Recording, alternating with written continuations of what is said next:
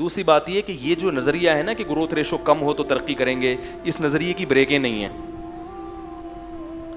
مثلاً آپ اب انگریز کیوں پریشان ہیں کہ انہوں نے کہا 4 ہونے چاہیے، وہ 4 پہ آ کے انہوں نے کہا جب خرچہ 4 میں بھی ہوتا ہے تو 2 4 کیوں، پھر کتنے ہونے چاہیے؟ 2 ہونے چاہیے.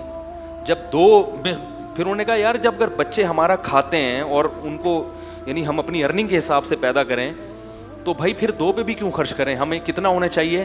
1 ہونا چاہیے. کیونکہ بچہ باپ کا کیا کہتا ہے؟ پیسہ کھا جاتا ہے.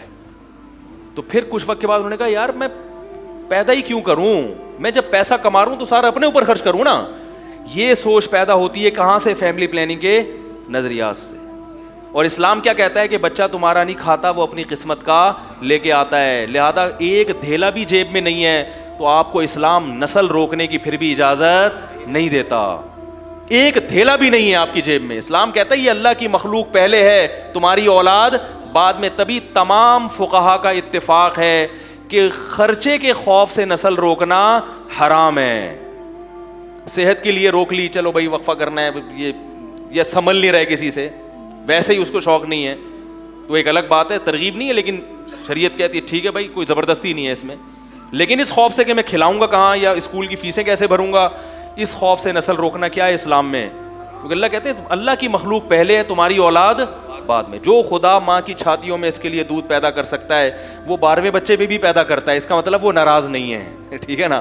وہ یہ نہیں کہہ رہا بھی بہت ہو گیا اب میں نہیں پیدا کروں گا. وہ کہے گا 12واں کے بعد 13واں بھی ہوگا تو اللہ ماں کی چھاتیوں میں دودھ پیدا کرے گا. یہ بتانے کے لیے کہ اس کا بھی انتظام ہے. 14واں ہوگا پھر بھی پیدا کرے گا. تو یہ اللہ بتا دیتے ہیں کہ یہ ذمہ داری کس کی ہے اس کو پالنا؟ بولو بھائی، اللہ کی. تو اس لیے اٹھا کر پھینک دو باہر گلی میں، نئی تہذیب کے انڈے ہیں گندے. اگر ہمارے ابا 2 بچوں کے قائل ہوتے ہم پیدا نہیں ہوتے. ہم تو 4تھے نمبر پہ ہیں. ڈاکٹر ذاکر نائک سے کسی نے سوال کیا، اس نے کہا میں تو پتہ نہیں 5ویں 6ٹھے نمبر پہ ہوں. شکر ہے ہمارے ابا اس نظریے کے قائل نہیں تھے. رب جماع حدث منه مثل الشافعی و احمد بن حنبل.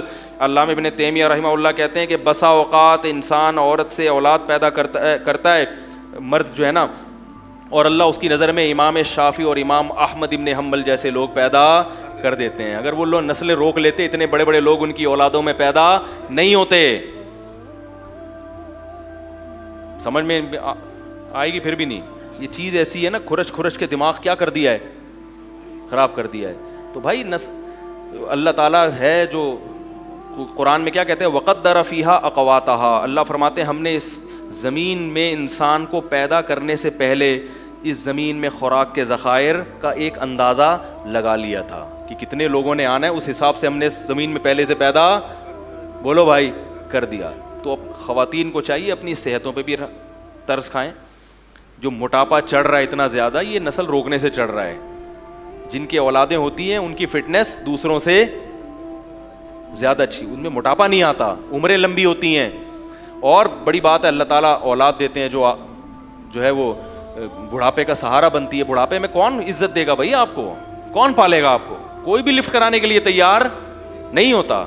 آپ کہتے ہیں کہ میرے پاس پیسہ اتنا ہے تو بڑھاپے میں یہ کام آئے گا. پیسہ آپ کو محبت نہیں دے گا. وہ پیسے میں جو نوٹ ہیں وہ آپ سے باتیں تھوڑی کریں گے. اور آپ نیٹ پہ سرچ کریں، UK میں، امریکہ میں ایسے ادارے وجود میں آ گئے ہیں جو بوڑھوں کی تنہائیاں دور کرنے کے لیے بندہ بھیجتے ہیں پیسوں پہ. 1 گھنٹہ رینٹ پہ آدمی ملتا ہے. آپ ابھی سرچ کریں بیان ختم ہونے کے بعد. بڑھاپے میں ان کو کیا ملتا ہے؟ رینٹ پہ آدمی جو جائے گا اور خوب اچھی طرح گپ شپ کرے گا آپ سے. وہ کوئی دل سے تھوڑی محبت کر رہا ہے. کیسی برباد ہو گئی ہے وہ قوم، کیسے برباد ہو گئی ہیں وہ لوگ. اور یہ چیز ہماری قوم کی سمجھ میں نہیں آ رہی.